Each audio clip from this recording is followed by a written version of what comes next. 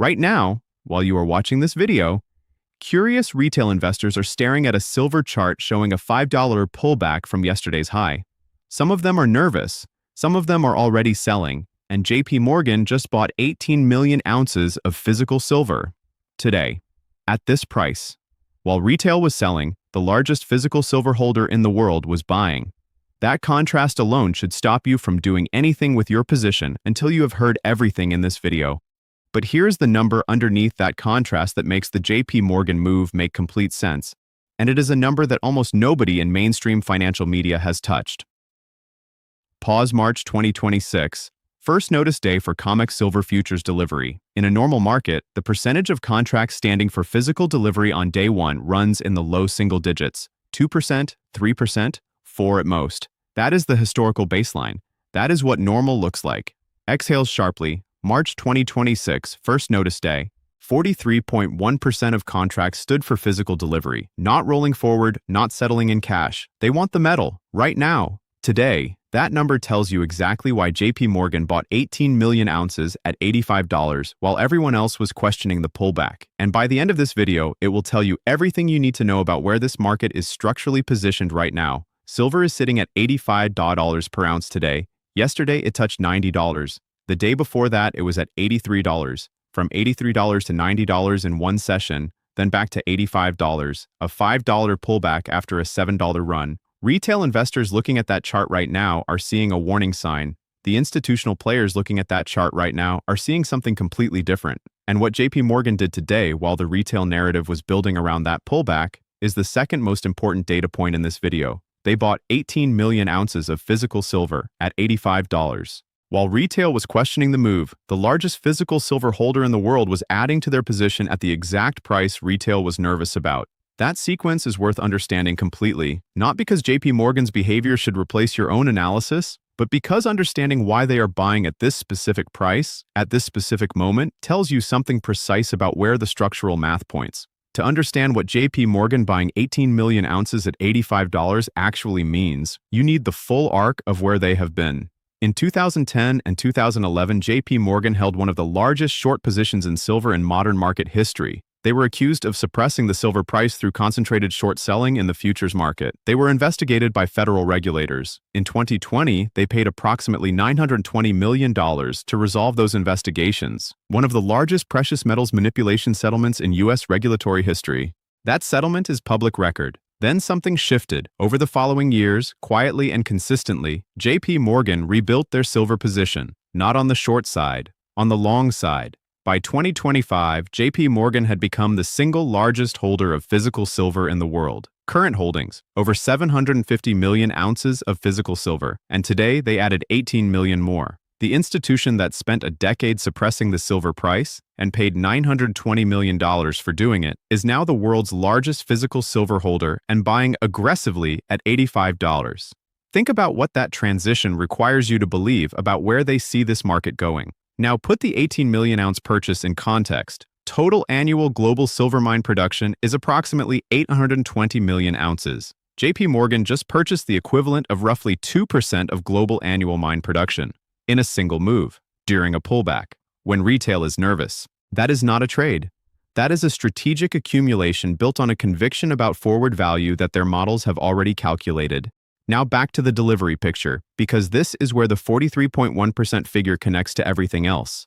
COMEX registered silver inventory, the metal physically available in vaults to settle futures contracts, stands at approximately 86 million ounces. Open interest on silver futures currently sits at over 400% of that registered inventory. 4 paper contracts for every single physical ounce that can actually be delivered. That ratio alone represents a mathematical stress condition. But the 43.1% first notice day delivery rate is what converts that chronic stress into acute pressure. Here is why. When open interest is at 400% of registered inventory, the system only functions if the vast majority of contract holders roll their positions forward or settle in cash. That is the assumption the futures market is built on. Historically, only a small percentage of futures contracts ever result in physical delivery. The system is designed around that assumption. 43.1% of contracts standing for delivery on day one shatters that assumption. If institutions believed the metal would be available when they needed it, they would not all stand on day one. The behavior itself is the signal. And last week, JP Morgan moved 169 million ounces of silver out of COMEX deliverable vault status into non-deliverable status, nearly double the entire registered inventory of the exchange, removed from the pool available to settle futures contracts. Then this week, they bought 18 million more ounces at $85. Read that sequence in order. Remove deliverable supply from the system. Buy physical at the dip. Wait for the delivery stress to force a repricing. Understanding that sequence is not about assigning motive. It is about reading observable behavior and knowing what it means structurally. There is a connection between the oil market and the silver price floor that almost no analysis addresses directly, and in the current environment, with WTI sitting at $93, it is one of the most important structural observations available. Mining is an energy-intensive operation. Drilling, extraction, processing, and transport all run on energy. When oil was trading at $70 2 weeks ago, silver mining had a specific cost structure. With oil at $93 today, that cost structure has increased significantly across every major producing region. When production costs rise, the marginal cost of production rises with them, and the marginal cost of production is the economic floor under any commodity price. Miners will not sell silver below their cost of production indefinitely. It is economically irrational. No producer sustains output at a loss without eventually cutting production, which tightens supply further. What this means in practical terms is that the Strait of Hormuz disruption, the Iraqi production collapse, the sustained oil supply shock, these are not just energy market events. They are directly raising the structural floor under the silver price. Silver is sitting at $85 today. The production floor underneath it has moved higher over the past 2 weeks because energy costs have moved higher. The gap between where silver is trading and where the fundamental floor has risen to has narrowed from above and below simultaneously. Supply is constrained at the mining level, delivery is stressed at the futures level, and the cost floor is rising from the energy level. 3 separate mechanisms, all tightening at the same time. The relative value picture adds a fourth independent framework. Gold is at $5,177 today, silver is at $85. The gold-to-silver ratio sits at approximately 61:1. That means it currently takes 61 ounces of silver to buy 1 ounce of gold. That ratio has a documented historical range worth understanding precisely. In the 1980s, during the last major commodity stress cycle, it compressed to 15:1. In 2011, during silver's last sustained bull run, it compressed to 32:1. Today, it sits at 61:1 and has begun moving lower. The arithmetic of partial compression is not a price target, it is a mathematical framework. If the ratio returns to 45:1, a conservative level by any historical measure, with gold holding at $5,176, silver's mathematical position at that ratio is $115 per ounce. That is a 35% move from today's $85, without assuming any COMEX delivery default, without assuming any new geopolitical escalation, without assuming any change in industrial demand. Just a partial normalization of a ratio that has compressed significantly twice in modern market history, under conditions less structurally stressed than the current setup. If the ratio moves to 32:1, the 2011 level, with gold at $5,177, silver at that ratio is $162. Bank of America has published a silver price target of $309 per ounce, not $90, not $115, $309. Major institutional research desks do not publish targets at that level based on speculative models. They publish them when their supply and demand data indicates the current price represents a structural mispricing of significant magnitude. The Eastern physical market is providing an independent confirmation of everything the COMEX data is showing. Physical silver in Shanghai continues to trade at a significant premium over the Western paper price. Buyers in Asia, industrial users, institutional investors, sovereign buyers, are willing to pay more per ounce for physical metal than the COMEX futures price implies they should need to. Arbitrage should close that gap. It has not closed because the metal is not physically available to move from west to east at the rate the premium demands. When a persistent pricing gap exists between the physical market and the paper market in the world's largest silver-consuming region, the paper price is the one that is wrong. JP Morgan operates in both markets simultaneously. They understand the gap between what the paper price claims and what the physical market is paying. The 18 million ounces they bought today at $85 reflects that understanding. Now, the pullback from $90 to $85, a $5 decline after a $7 rise. That is not a breakdown. Silver moved from $83 to $120 at its peak earlier this year.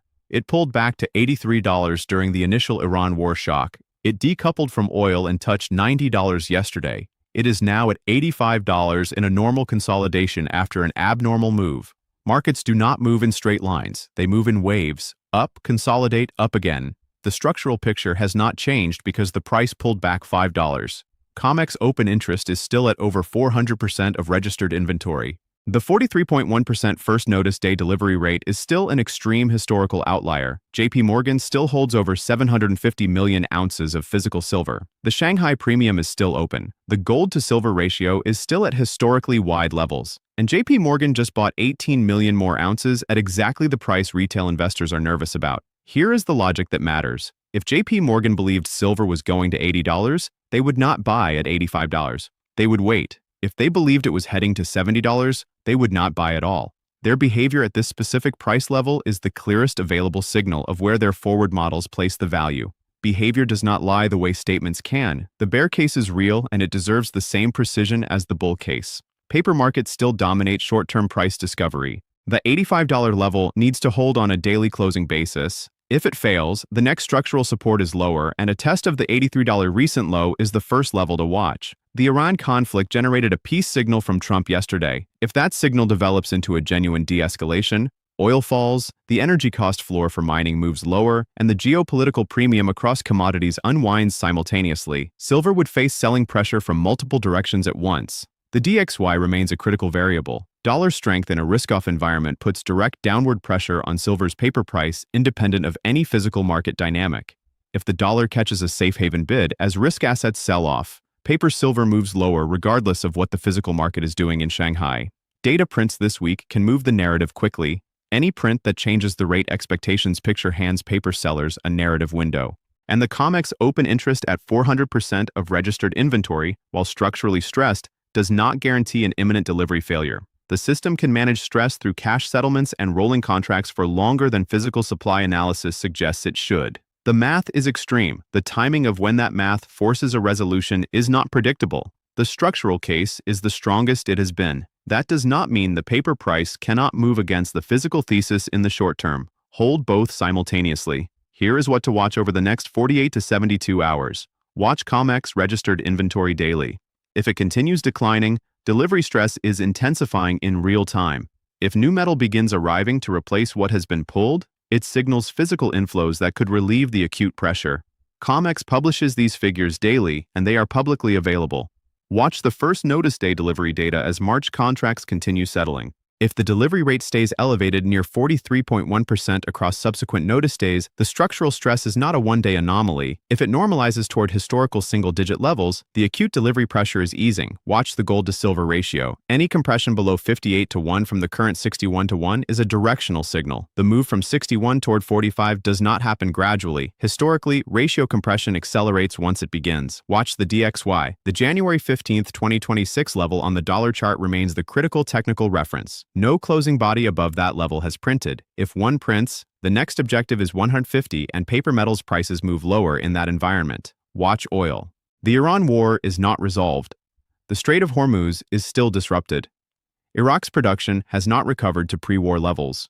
If WTI climbs back above $100 as the conflict continues, silver receives both the commodity bid from rising energy prices and the safe haven bid from geopolitical fear simultaneously. That combination, commodity bid plus safe haven bid at the same time, is the most powerful dual catalyst available to this market right now. Here is the complete picture as it stands today. Silver is at $85, down $5 from yesterday's $90 touch. The retail narrative is nervous. The COMEX delivery data shows 43.1% of March contracts standing for physical delivery on day one, against a normal baseline of low single digits.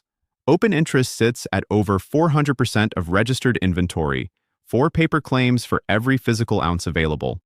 JP Morgan moved 169 million ounces out of deliverable status last week, and today, at $85, while retail investors were questioning the pullback, they bought 18 million more ounces.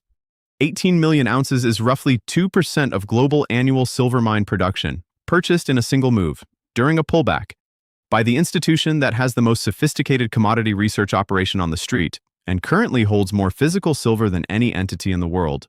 The question this data asks is not whether the structural case for silver is intact, The question is whether you understand the structure clearly enough to hold through the noise that the paper market generates while the physical market resolves. 43.1% on day 1 answered the first question. JP Morgan's 18 million ounces at $85 answered the second. Everything else is noise between now and the resolution. Verify every number in this video.